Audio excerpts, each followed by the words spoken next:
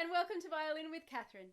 In today's video, I'm going to introduce you to me in a little bit more detail, as well as my two violins. This channel is intended for people who are currently studying the violin, either with a private teacher or at home, or if you want to start learning at home. It's also intended as a pedagogy tool for other violin teachers.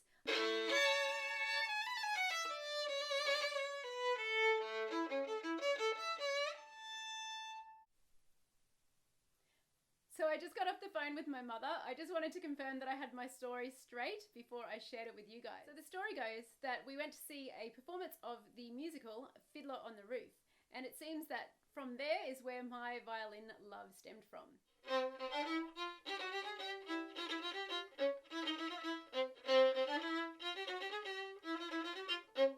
Sometime after that, my older sister got a cello. And apparently at the shop I kept saying, "I want a little one." There was then a performance at my father's primary school with all the bands and orchestras, and the little children were allowed to sit up the front. It was at that concert that I went back to my mother and said, "Are the little ones cheaper?" I presume that she had told us not to touch the cello because it was expensive. So before my mother actually bought me a violin, I think she wanted to make sure that I was serious first. My sister and I used to get a ruler and a pencil. This is not the same sister who had the cello. I have two sisters. And pretend we were playing the violin like this. So I actually started learning violin when I was in my first grade at school. And like probably all students, there were many times when I wanted to quit violin. But my mother somehow convinced me not to, which I am absolutely so grateful for.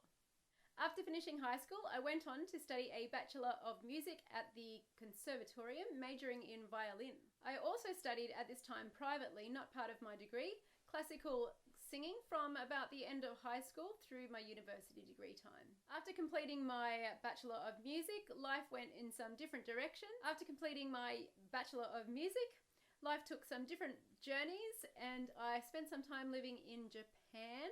When I came back from Japan, I got really into Taekwondo. I used to do a lot of competing in Taekwondo. I also then lived in Canada for a while, and more recently I have gotten into indoor rock climbing, in particular bouldering, which is the same as rock climbing, just without the rocks. I mean, without the ropes. Of course you got the rocks. Which is like rock climbing but without the ropes, and you don't go as high, and you have mats underneath you. I do indoor mostly, so it's pretty fun. It's really awesome, actually.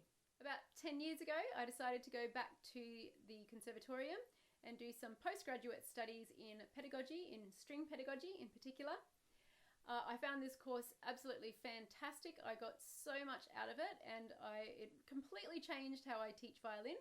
And I've basically been teaching ever since then as my main job. I teach privately in my home studio, and I absolutely love it. So now I'm going to introduce you to my two violins.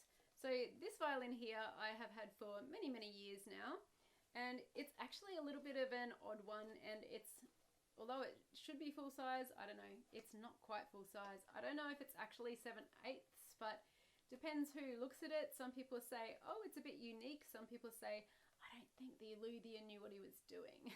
Okay. Regardless, I think it makes quite a nice sound.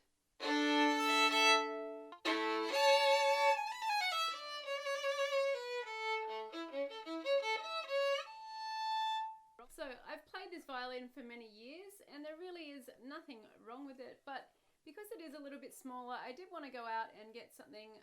I wanted to upgrade, and I wanted to get something that was a proper full-size violin. So I got my hands on this beautiful violin here. I think it's absolutely lovely just to look at. So this violin is made by John D. Johnston in 1984 down in Sydney in Australia. I forgot to tell you, this one was made in Victoria in Australia in 1922 by Horace Nelson. So you know what? That is 98 years old. That's actually pretty cool, right? Okay. So let me play a little something on this one. Now, I have to admit, I'm still getting used to the bigger violin, though I have just had it had some work done by a local luthier, Mark Heckenberg, which He's done a beautiful job. He's put a new bridge on there and a new sound post, and yeah, he's fixed up the fingerboard.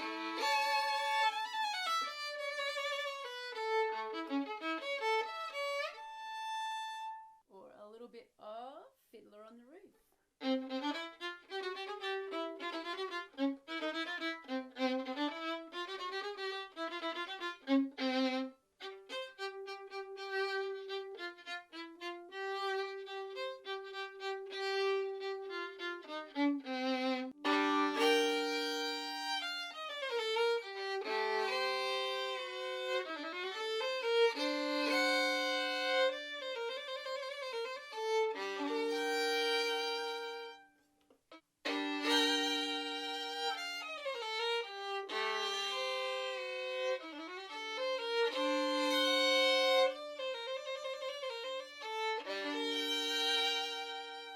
There's a little comparison between the two violins. Thanks so much for joining me here today. I hope you enjoyed that and got something out of it. Make sure you share this video with your friends. Most importantly, hit the subscribe button down below. It'll really help me out and it won't cost you a cent.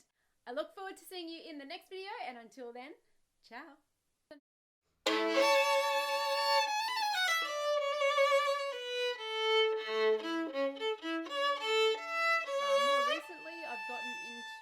Indoor rock climbing, or more particularly pedagogy. What? Pedagogy? That's ridiculous. It's not pedagogy.